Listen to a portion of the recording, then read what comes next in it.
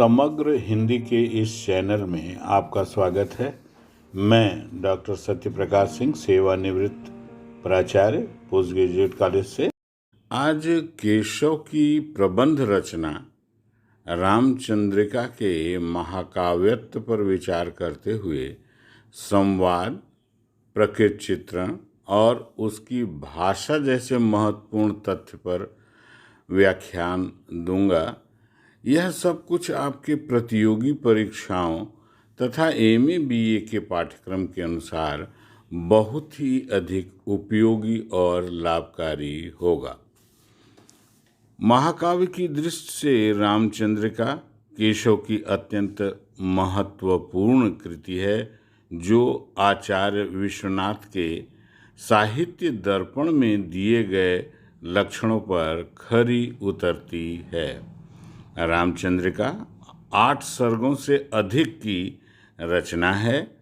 उसमें धीरोदात्त गुणों से संपन्न नायक मर्यादा पुरुषोत्तम भगवान राम का वर्णन हुआ है। श्रृंगार, वीर और शांत रसों का उचित स्थान पर निर्वाह हुआ है। काव्य सौंदर्य को नवीनता देने हेतु छंद, वैविध्य एवं अलंकारों का प्रयोग बहुतायत किया गया है, जो रस को उद्दीप्त करते हैं, लेकिन कहीं कहीं प्रवाह बाधित हो जाता है।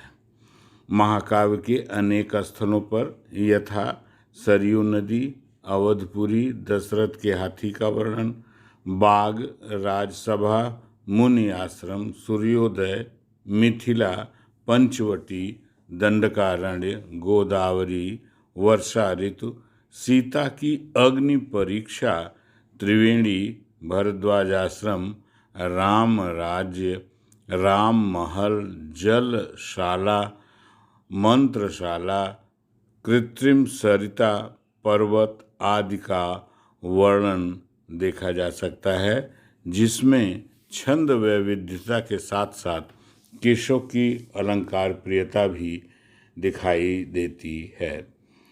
वास्तव में उनका पांडित्य, प्रदर्शन और मौलिकता एक साथ इस प्रबंध काव्य में मिलती है। इसमें घटनाक्रम में शिथिलता थोड़ी सी आई जरूर है, लेकिन कविवर केशवदास ने अपनी रुचि के अनुसार विशिष्ट वर्णन घटनाओं का किया है। इससे अभीष्ट रस की भी सिद्धि नहीं हो पाती है। विजयपाल सिंह का कथन पर्याप्त होगा इस संदर्भ में। एक सर्ग में अनेक प्रकार के छंदों को और ऐसे छंदों को जो अपनी लघुता के कारण प्रबंध प्रवाह में व्याघात सा करते दीख पड़ते हैं, रख कर अपनी मौलिकता का परिचय दिया है। विजयपाल सिंह केशवदास के ऊपर विद्वतापूर्ण उन्होंने किताब लिखी है, बहुत शोधात्मक किताब है। अब आगे हम प्रकृति चित्रण की बात करते हैं। महाकाव्य में प्रकृति चित्रण का बहुत महत्व है। रामचंद्रिका प्रबंध काव्य है, जिसमें प्रकृति को लक्ष्य कर कुछ विद्वान केशव को हृदयहीन कहते हैं। इनके वर्णन में पांडित्यपूर्ण क्लिष्ट भाषा के साथ साथ विरोधाभास अलंकार का भी प्रयोग होने के कारण प्रकृति वर्णन अत्यंत दुरूह हो गया है। जैसे एक उदाहरण दे रहा हूँ। कै शोणित कलित कपाल यह किल का पालिक काल को, यह ललित लाल कैंधों लसत दिग्भामिन के भाल को। रामचंद्रिका के 5वें प्रकरण में लक्ष्मण द्वारा सूर्योदय का वर्णन हृदयहीनता का परिचय देता है। ऐसा विद्वान मानते हैं रक्त रंजित सिर के रूप में प्रातःकालीन सूर्य को देखना अप्रासंगिक एवं क्लिष्ट कल्पना है। अनेक विद्वानों का मत उक्त के विपरीत है और वो केशवदास के प्रकृति वर्णन को बड़ा ही सटीक मानते हैं। केशवदास दरबारी कवि थे अलंकार प्रेमी और संस्कृत के प्रकांड विद्वान थे, काव्य शास्त्र के ज्ञाता थे, अतः चमत्कार वर्णन की प्रवृत्ति उनके अंतर्गत दिखाई देती है। इसमें उपमा रूपक उत्प्रेक्षा, संदेह अनुप्रास, यमक श्लेष दृष्टांत अर्थांतर न्यास अलंकारों का आश्रय कवि लेकर रसाभिव्यक्ति करता है। उदाहरण है, विषमय यह गोदावरी अमृतन के फल देत, केशव जीवन हार को दुख अशेष हर लेत।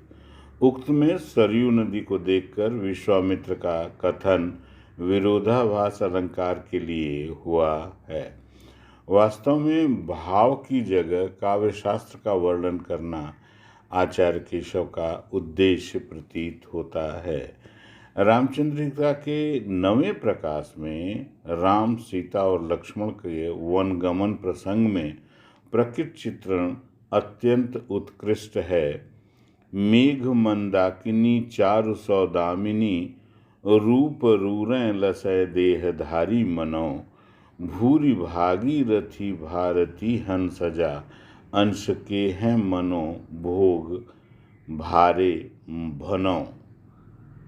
इस तरह एक अन्य स्थल पर प्रकृति वर्णन के सौंदर्य के साथ साथ केशव की अलंकार प्रियता भी देखी जा सकती है।